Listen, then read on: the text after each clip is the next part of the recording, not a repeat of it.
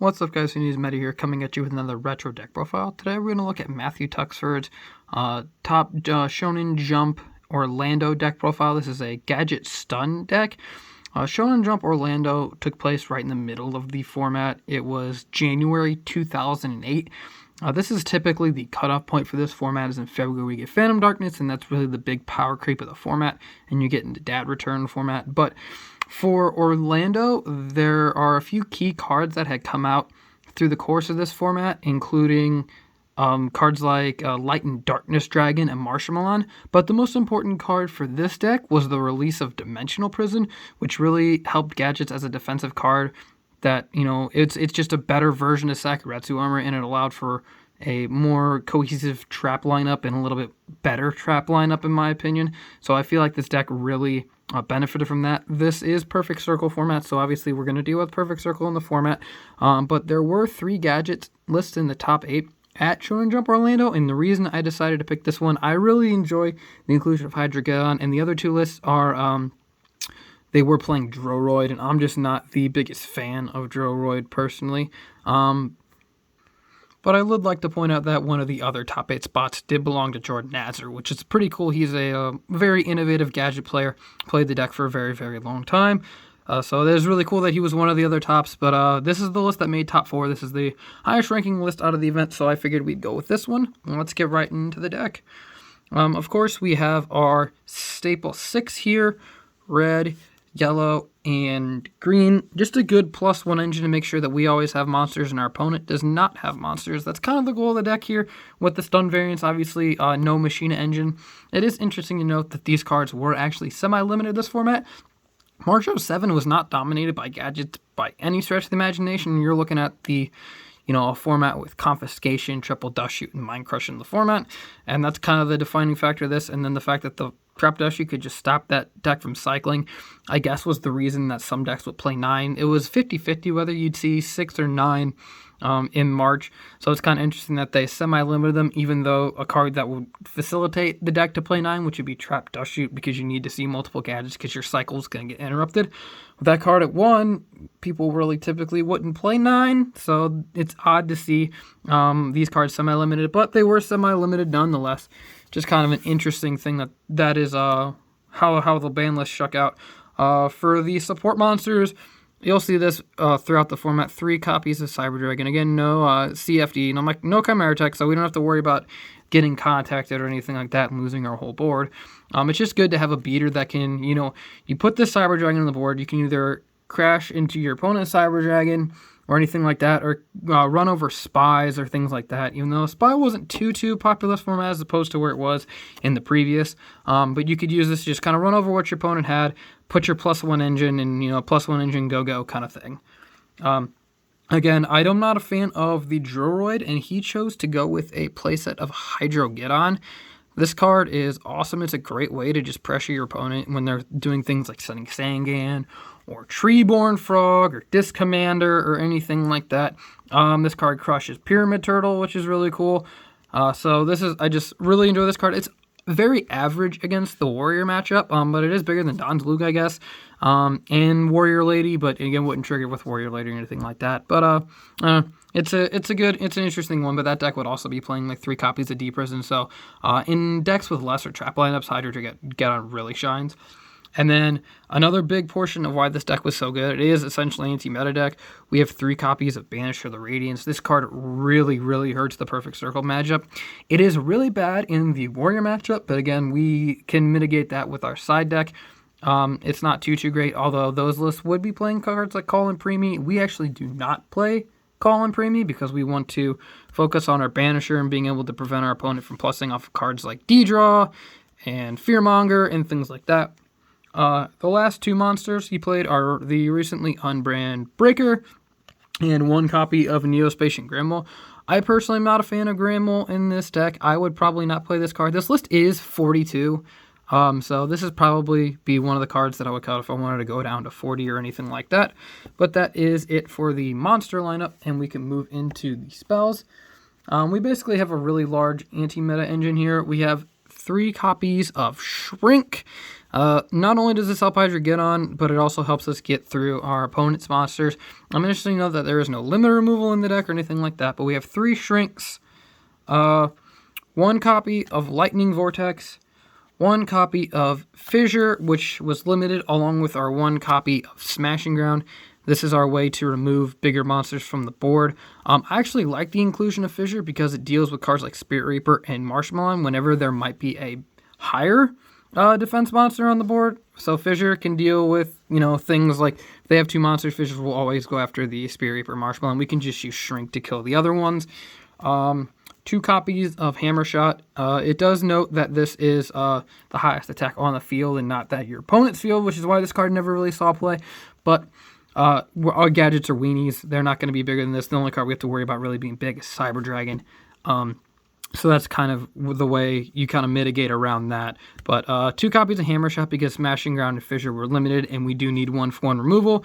You say Smashing Ground goes 1-for-1, Gadget goes +1, get him in the battle phase, do some damage, and then kind of keep doing that turn after turn.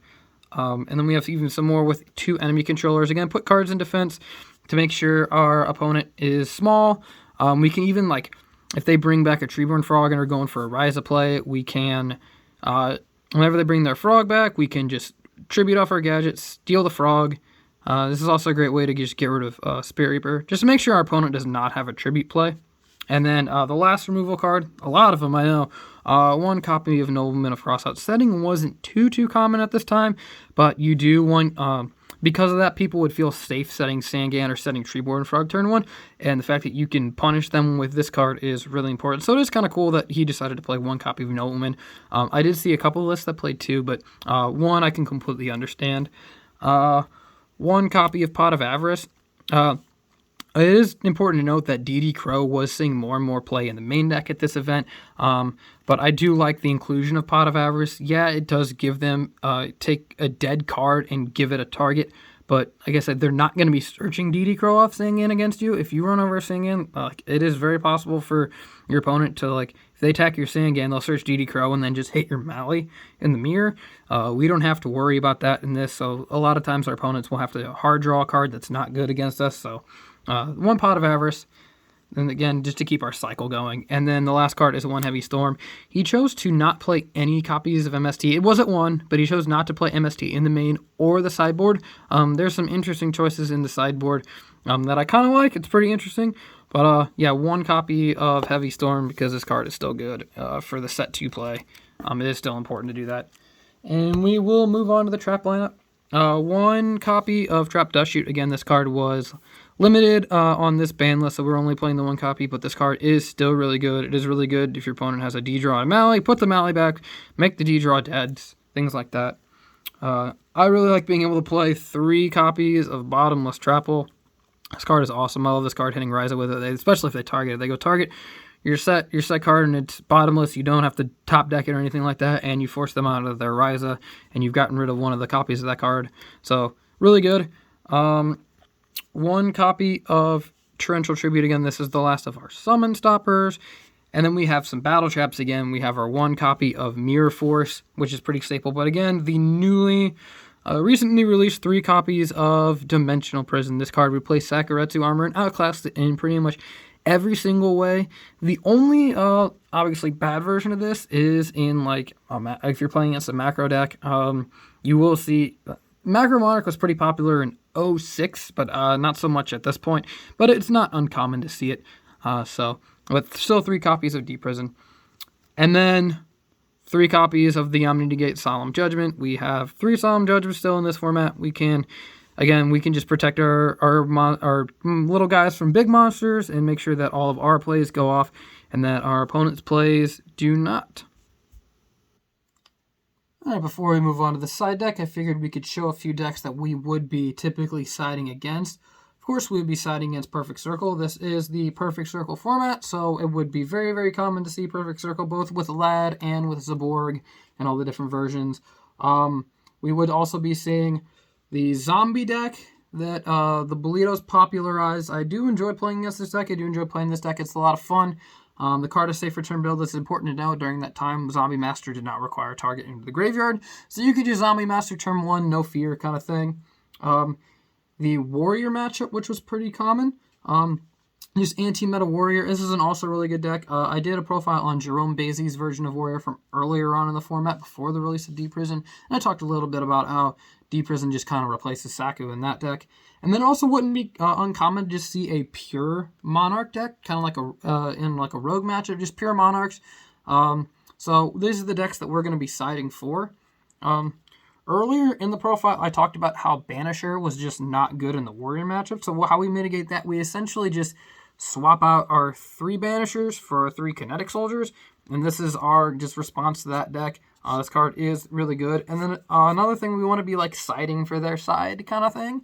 So 1 copy of Snipe Hunter. Just this against good just generic removal. If you don't know what you're going to be playing at an event, it's always good to just have like a generic removal. He also sided 2 more copies of Lightning Vortex. This is really good against the Warrior matchup. I actually like this card in the Warrior matchup because you don't have to deal with cards like running into a Donzalug and there him, like if you try and like crash the Green Gadget and they book their Zalug and you're going to take damage because it's 15 defense and things like that. So doing this just to like attempt to clear it before that is really good.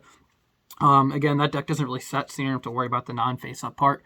1 copy of Mind Crush. This card is really good against the Mirror to stop their cycle if you know what they're playing. Also, combo is really good with Trap Dustshoot, of course. But just 1 copy of Mind Crush. It was limited at the time. I don't believe we got a second copy back until 2011. So 3 copies of Dark Bribe. Like I said, he did not play MST in the main or side anywhere, but he did choose to side 3 copies of Dark Bribe. This is a side for their side kind of thing because your opponent is most likely going to be siding against you.